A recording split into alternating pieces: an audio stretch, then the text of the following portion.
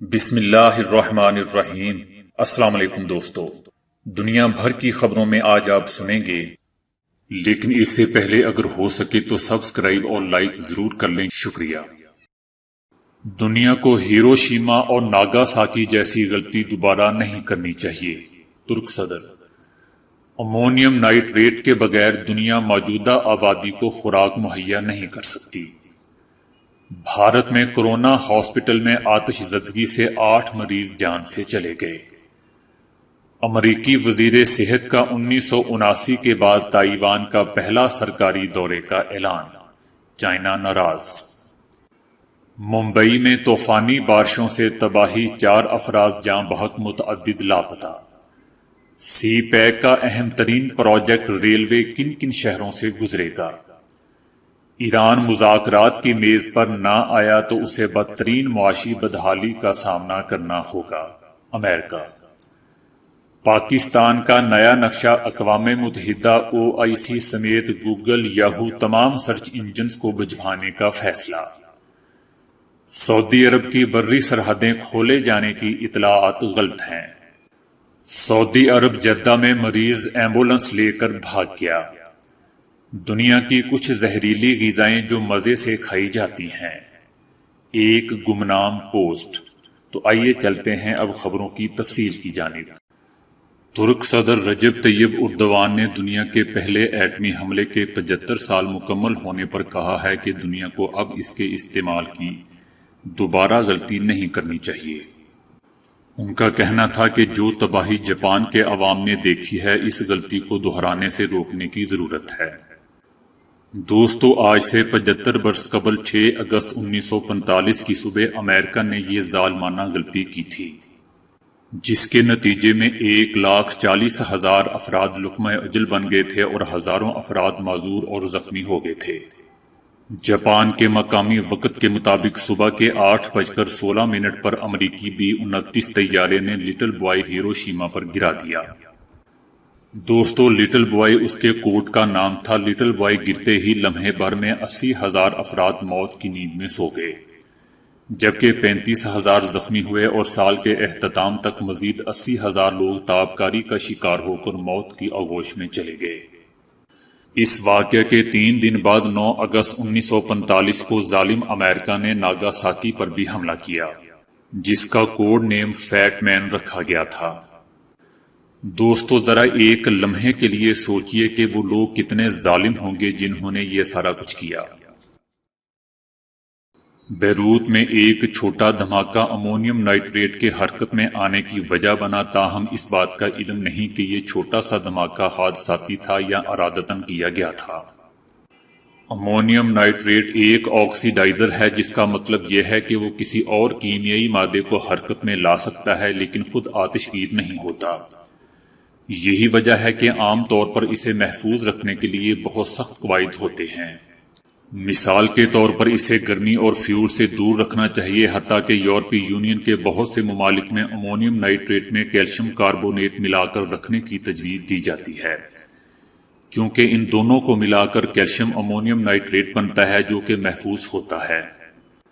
امونیم nitrate کا زراعت اور تعمیرات میں استعمال ناگزیر ہے، اس کے بغیر موجودہ دنیا کو خوراک مہیا نہیں کی جا سکتی۔ دنیا کو امونیم نائٹریٹ کی ضرورت ہے، لیکن بس اس بات کا دھیان رکھنا ہے کہ ہم اس سے کیا کر رہے ہیں۔ بھارتی ریاست گجرات کے شہر احمد آباد میں کورونا کے لیے وقف شدہ ایک ہاسپٹل میں آگ لگنے سے 8 کورونا کے مریض اپنی جان سے چلے گئے ہیں۔ 35 مریضوں کو دوسرے ہسپتالوں میں منتقل کر دیا گیا ہے۔ ہاسپٹل انتظامیہ کا کہنا ہے کہ ICU بھی آگ کی زد میں آیا ہے، تاہم ابھی تک یہ وجوہات سامنے نہیں آ سکی کہ یہ واقعہ کیسے ہوا ہے۔ بھارتی وزیر اعظم نریندر مودی نے اس واقعے پر دکھ کا اظہار کرتے ہوئے مرنے والوں کے لواحقین کو 2-2 لاکھ روپے اور زخمیوں کو 50-50 ہزار روپے بطور معاوضہ دینے کا اعلان کیا ہے۔ امریکہ کے وزیر صحت ایلیکس آزر نے چند روز بعد تائیوان کے سرکاری دورے کا اعلان کیا ہے، تاہم دورے سے قبل ہی چائنا نے ناراضگی کا اظہار کرتے ہوئے امریکہ کو خبردار کیا ہے کہ وہ تائیوان سے سفارتی تعلقات بڑھانے سے گریز کرے۔ امریکی وزیر صحت نے کورونا سے نپٹنے کے لیے تائیوان کے اقدامات کی تعریف کی ہے۔ یہ امریکی حکومت میں شامل کسی بھی اہم وزیر کا 1980 کے بعد تائیوان کا پہلا سرکاری دورہ ہوگا۔ اس دوران چائنا کا کہنا تھا کہ تائیوان امریکہ اور چائنا کے تعلقات میں ایک اہم اور حساس حیثیت رکھتا ہے۔ چائنا کا مزید کہنا تھا کہ امریکہ تائیوان کے ساتھ تمام سفارتی اور سرکاری رابطے ترک کر دے تاکہ چائنا اور امریکہ کے تعلقات مزید خراب نہ ہوں۔ بھارت کے شہر ممبئی میں طوفانی بارشوں نے تباہی مچا دی۔ 107 کلومیٹر فی گھنٹے کی رفتار سے چلنے والی طوفانی ہواؤں نے نظام زندگی درہم برہم کر دیا ہے۔ ممبئی کے کچھ علاقوں میں 300 ملی میٹر بارش ریکارڈ کی گئی ہے۔ ممبئی میں طوفانی بارشوں سے متعلق حکام نے ریڈ الرٹ جاری کر رکھا ہے۔ ممبئی میں محکمہ موسمیات کے مطابق مزید بھی بارش جاری رہنے کا امکان ہے، جبکہ بارش سے 4 افراد جاں بحق ہو چکے ہیں اور کئی لاپتہ ہو گئے ہیں۔ ریاست کے وزیر اعلیٰ نے شہریوں سے گھروں میں رہنے کی اپیل کر دی ہے۔ کیا آپ جانتے ہیں کہ سی پیک منصوبے کا اہم ترین پروجیکٹ ریلوے ML1 1872 کلومیٹر طویل ٹریک پاکستان کے کن کن شہروں سے گزرے گا؟ ML1 ریلوے لائن منصوبے کے 1872 کلومیٹر طویل ٹریک کے عملی پلان کو حتمی شکل دے دی گئی ہے۔ منصوبہ 6.8 ارب ڈالر کی لاگت سے 9 سال میں مکمل ہوگا۔ منصوبے کے تحت کراچی سے پشاور اور ٹیکسلا سے حویلیاں تک ریلوے ٹریک کو اپ گریڈ اور ڈبل کیا جائے گا۔ حیدرآباد سے ملتان کے درمیان طویل ترین 750 کلومیٹر کا ٹریک بھی ڈبل اور اپ گریڈ ہوگا۔ نئے اور بہتر ریلوے ٹریک سے مسافر ٹرینوں کی رفتار 110 سے بڑھ کر 160 کلومیٹر فی گھنٹہ ہو جائے گی۔ یہ منصوبہ 1 سے 2 لاکھ مقامی افراد کو روزگار فراہم کرے گا۔ ML1 منصوبے کا سنگ بنیاد اگلے سال فروری میں رکھنے کی تیاریاں شروع کر دی گئی ہیں۔ ایران کے لیے امریکہ کے خصوصی مندوب برائن ہک نے کہا ہے کہ صدر ٹرمپ نے پوری وضاحت کے ساتھ کہا ہے کہ وہ ایران کو کسی صورت میں جوہری ہتھیار حاصل کرنے کی اجازت نہیں دیں گے۔ مشرق وسطی میں استحکام کے لیے ایران کو اس کے حصول سے روکنا ضروری ہے۔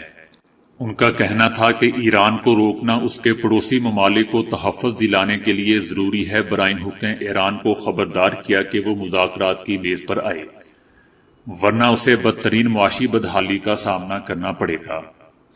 ان کا یہ بھی کہنا تھا کہ امریکہ ایران کے ساتھ بدترین صورتحال کے لیے بھی تیار ہے۔ پاکستان کے نئے نقشے کو اقوام متحدہ اور OIC سمیت تمام دوسرے عالمی فورمز میں بھی بھجوایا جائے گا۔ اس کے علاوہ گوگل، یاہو اور تمام سرچ انجن کو بھی بھجوانے کا فیصلہ کیا گیا ہے۔ پاکستان کا کہنا ہے کہ اس نقشے میں عالمی قوانین اور 2 طرفہ معاہدوں کی روشنی میں بیرونی حد بندی واضح کی گئی ہے اور بھارتی دعووں کو بھی نفی کی گئی ہے۔ دوستو، وزیر اعظم عمران خان نے ملک کا نقشہ جاری کیا تھا جس میں مقبوضہ وادی کو پاکستان کا حصہ ظاہر کیا گیا ہے۔ اب پورے ملک کے تعلیمی اداروں کے نصاب سمیت ہر جگہ نئے جاری کردہ نقشے کا استعمال کیا جائے گا۔ سعودی عرب محکمہ پاسپورٹ نے 9 اگست 2020 سے سعودی عرب کے بری راستے کھولے جانے سے متعلق سوشل میڈیا پر وائرل ہونے والی اطلاعات کی حقیقت کے بارے میں وضاحتی بیان جاری کیا ہے۔ سوشل میڈیا پر ایک ویڈیو وائرل ہے جس میں دعویٰ کیا جا رہا ہے کہ 9 اگست کو سعودی بری سرحدیں آمد و رفت کے لیے کھول دی جائیں گی۔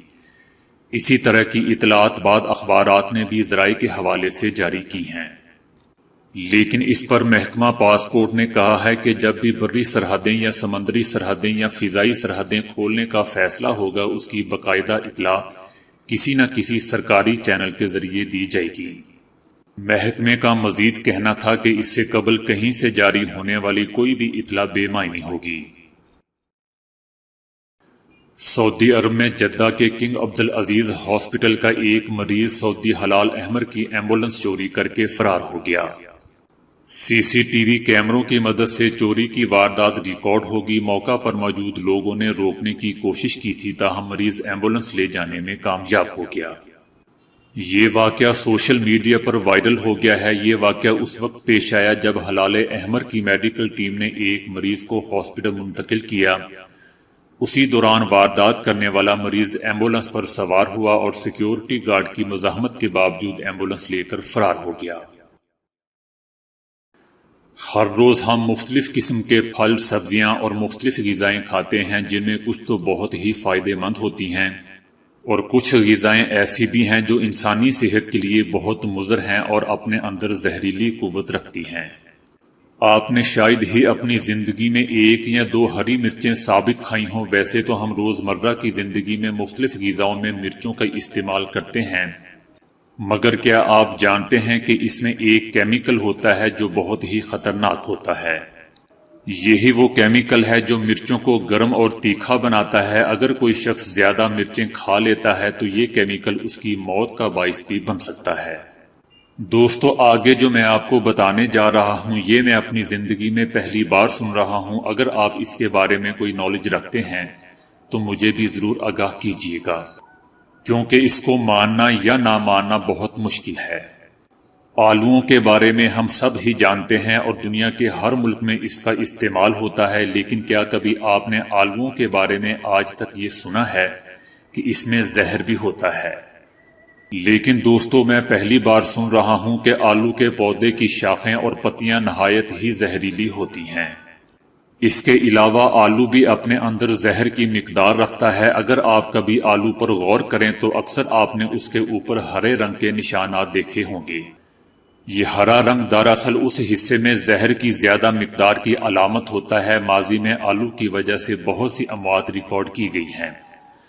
اس طرح آلو کھانے سے اچانک موت واقع نہیں ہوتی، بلکہ اس کی علامات میں کمزوری اور کوما شامل ہے۔ بادام ساری دنیا میں بہت مشہور ہے۔ بادام میں بہت زیادہ زہر پایا جاتا ہے۔ اگر اس کو گرمائش سے نہ گزارا جائے تو یہ خطرناک ثابت ہو سکتا ہے۔ اس کے علاوہ کڑوے بادام میں بھی بہت زیادہ زہر پایا جاتا ہے، جس کی وجہ سے انسان کی جان بھی جا سکتی ہے۔ بتایا جاتا ہے کہ دنیا کے بہت سے ملکوں میں اس کی خرید و فروخت پر بھی پابندی عائد ہے۔ ویسے تو سیب دنیا بھر کے پھلوں میں نہایت ہی منفرد پھل ہے، لیکن جہاں یہ صحت کے لیے بہت مفید ہے وہیں اس میں پائے جانے والے بیج اپنے اندر زہر رکھتے ہیں، جن کو کھانے سے انسان کے جسم میں مختلف قسم کی تکلیفات پیدا ہو سکتی ہیں۔